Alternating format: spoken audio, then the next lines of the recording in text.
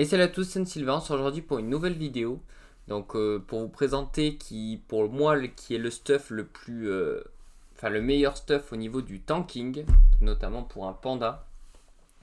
Donc je fais cette vidéo parce que avec la mise à jour, avec les nouveaux items légendaires, tout ça, ça fait pas mal de temps que je voulais vous la faire, sauf que j'attendais de pouvoir me l'acheter et pouvoir me le créer ce stuff là.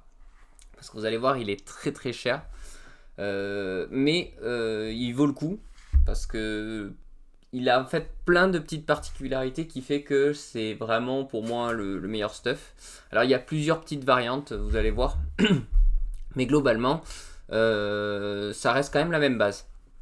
Donc au niveau des items, très classique, on va garder le casque Draguff, hein, un stuff sûr. Alors au niveau des exos, on peut faire mieux. Moi c'est en fonction des items que j'ai trouvé parce que comme je fais pas de forge magie, j'ai pris les items que j'avais déjà ma potion, que j'ai pu créer, ou alors que du coup j'ai réussi à trouver parce que j'ai été un peu limité sur ça vu que je fais pas de forge de magie. Donc on va commencer du coup avec le casque Draguff, donc classique 13% Exo Vita. Euh, Vous allez voir en fait avec l'un des deux, avoir le PA sur le casque Draguff c'est encore mieux, mais ça double le prix du stuff parce que je crois que ça doit valoir presque 300 millions, un G parfait casque Draguff PA. Mais bref, donc là, le casque Draguff classique. Ensuite, qu'est-ce qu'il y a d'un peu particulier? Donc il y a le stuff de Gargandias, donc qui va donner un petit bonus panneau, ma foi, qui est fort sympathique. Donc de la vitale, l'initiative, et un peu de puissance. Parce que vous allez voir, on en a un petit peu de la puissance dans ce stuff. Donc un colis Gargandias et Belly Gargandias. Alors pourquoi ces deux items? Tout simplement parce que l'amulette donne 5% de résistance mêlée et 5% de résistance distance. Elle donne beaucoup de vitalité. Elle donne 2 PA mais enlève 1 PM. Donc c'est un item qui est, je trouve, assez moyen normalement dans un stuff, mais ça peut avoir des utilités. Il donne également un PO qui est important, 2 invocations c'est toujours cool.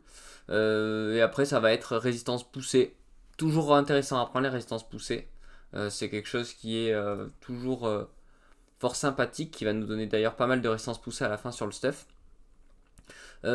Critique, on s'en fout un peu. Et après, c'est la sagesse qui va nous donner du retrait PA, retrait PM. Ouais, est-ce que c'est intéressant? Je ne pense pas. On enchaîne ensuite avec du coup le Bélit de Gargandias. Donc Exo PA. Alors à la base, je cherchais un Gargandias Exo 2% de résistance, mais je suis tombé sur un Exo PA. Donc c'est très bien. Il fait le café. Donc il donne aussi de résistance poussée, de l'initiative, de la vitalité et surtout 5% de résistance partout, plus 5% de résistance distance. Ce qui est vraiment très cool.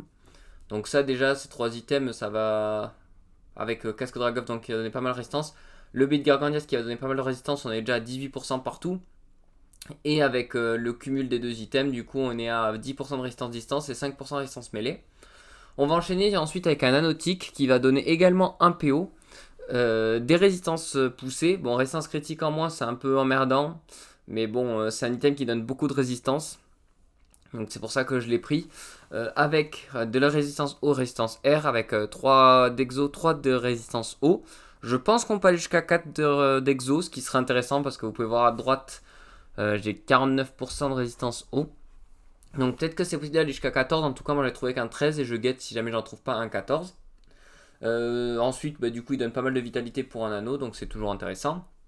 Au niveau du deuxième anneau, on va avoir un anneau Toriété. Donc pourquoi j'ai pris cet anneau? Tout simplement parce qu'il me manquait de résistance feu et eau et qui donne un PM. Donc c'est toujours intéressant de l'avoir. Je l'exo 1% de résistance terre parce qu'il me manquait 1% de résistance terre. J'aurais pu l'exo résistance feu, résistance eau, mais je me dis si j'avais à trouver un 14%, du coup ça servira à rien que je l'exo eau.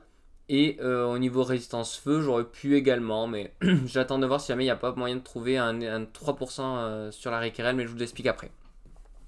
On a ensuite du coup la Dame Jessica, donc incontournable. Alors elle a été un peu nerf malheureusement, elle donne plus 100 d'agi, 100 de chance.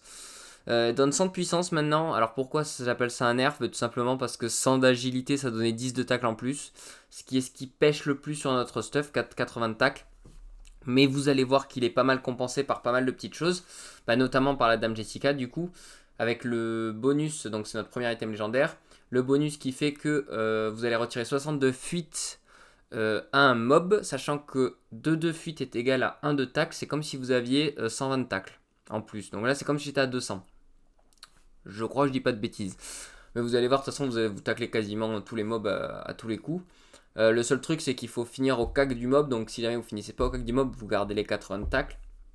Donc on a, j'en ai trouvé un exo 1 PM, un résistance terre, donc j'ai gardé ça. Pas mal de vita, des dommages au sort, on s'en fout un peu, des résistances poussées très intéressantes et 10% de résistance mêlée.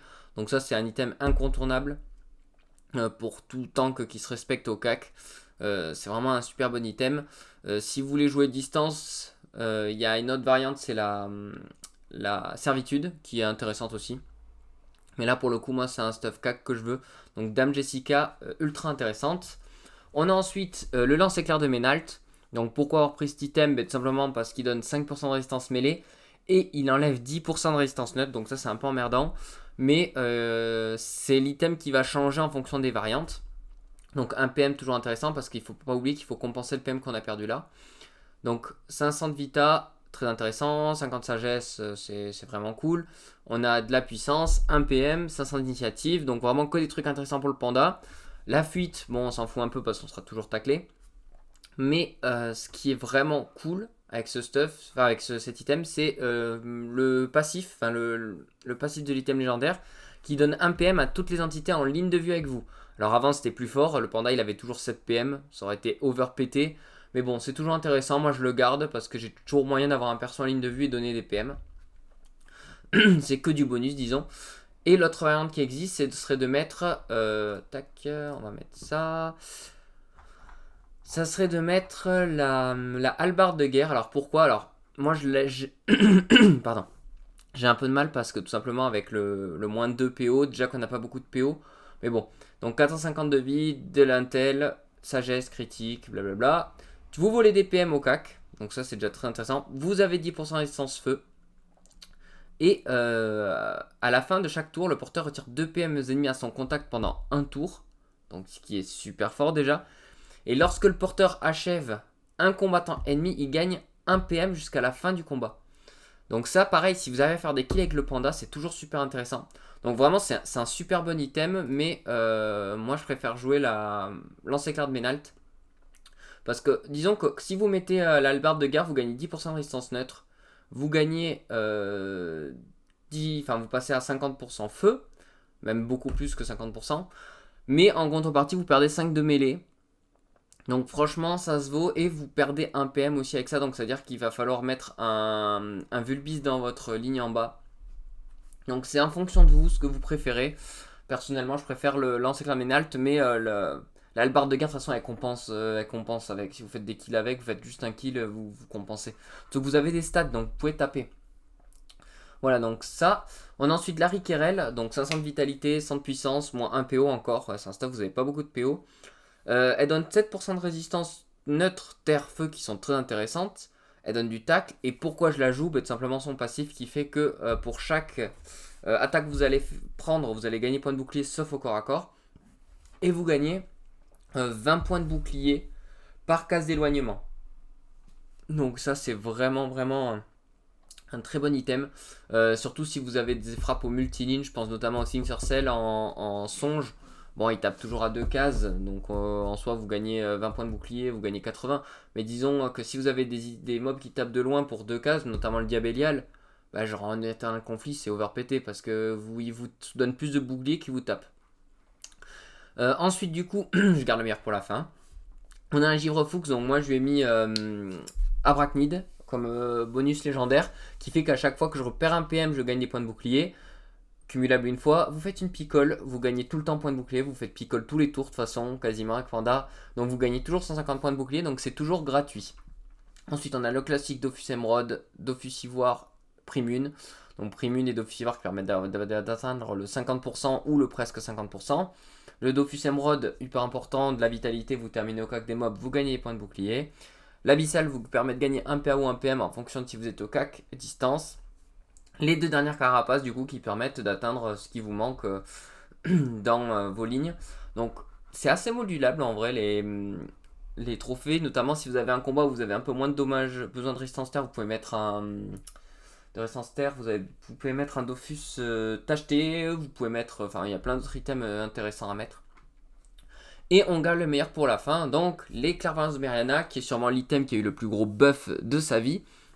Donc 200 de vitalité, 60 de sagesse, 80 de puissance, 10% de résistance, 1 PA, 1 PM, une invocation, 4% de dommage au sort, moins 600 d'initiative, faut le noter, mais bon, moi je joue toujours mon panda en deuxième, il a déjà presque 4000, donc c'est pas gênant. De la fuite, des dommages critiques, 4% de résistance partout. Pourquoi cet item est pété? Notamment, il vous donne le PA qui vous manque pour atteindre le 11 PA. À la base, je jouais les Balénabot. Et maintenant, je joue du coup cet item-là. Et pourquoi il est pété? Hop. Donc, c'est un item qui vous permet d'avoir pas mal de petites choses. Alors, à l'époque, c'était quand on subissait des dommages. Maintenant, c'est quand on inflige des dommages. Et ça change tout. Donc, si vous tapez terre, vous gagnez de la fuite. Toujours intéressant sur un panda. Si vous tapez ou vous gagnez du retrait PM, ça va être surtout un truc qui va être fort avec le Nunu. Nunu retrait PM, c'est un item qui va lui donner donc jusqu'à 6 fois, donc 60 de retrait PM, ce qui est énorme. R retrait PA, pareil, c'est bien pour le Nunu. Mais nous, ce qui nous intéresse, c'est taper feu. Parce que vous faites souvent des pendus pour attirer les mobs. Et ça vous donne du tacle. Donc c'est comme si vous avez 60 de tacle en plus. Donc hop, il ne faut pas hésiter à spammer feu. Si vous avez des PA en trop, vous spammez feu. Sachant que vous avez quand même 520 de puissance plus 150 d'intel. Vous tapez feu, donc plus 60, 80 plus 60, ça fait 140 de tacle. Plus ça où je vous ai dit qu'on en rajoutait 120. Donc ça fait 160 de tacle, ça fait presque 300 de tacle si vous êtes au maximum. Donc au final, le tacle est vachement compensé par la clairvoyance de Mariana. Donc, vous finissez par comprendre. C'est un stuff au final, même si sur le papier il a pas tout. En fait, si, il a tout. Bon, il manque de la fuite. Bon, certes, mais la fuite, de toute façon, vous serez tout le temps taclé. Vous jouez Varap, c'est parfait. Vous avez des résistances, 50% de résistance partout, sauf en neutre. C'est le seul truc qui pêche sur le stuff. Vous avez des résistances poussées, 160 de résistance poussée. Vous avez 20% de résistance mêlée, 10% de résistance distance. Vous avez des stats. Vous avez presque 6000 de vie. Vous avez de l'initiative. Vous avez le 11 PA 6 PM. Tout ce qui manque à ce stuff, c'est de l'APO. Vous allez voir, vous êtes un peu emmerdé. De l'APO. Et des résistances critiques. Si vous prenez critique, vous prenez plus cher. Mais à part ça, il y a des résistances neutres. Donc vraiment, c'est un stuff qui est vachement équilibré. Je le joue tout le temps maintenant. Franchement, il est vraiment incroyable. J'aime bien faire des stuffs un peu chimiques, un peu spécial. Mais là, franchement, c'est le stuff duquel je suis le plus fier, on va dire. J'y ai réfléchi pendant longtemps et c'est ce qui me semble être le plus intéressant. Donc de toute façon, je vous laisse vous en parler dans les commentaires, me dire ce que vous en pensez. Si vous avez des améliorations aussi, je suis toujours preneur. J'espère que cette petite vidéo avec ce stuff vous a plu. Et moi, je vous dis à la prochaine pour une prochaine vidéo.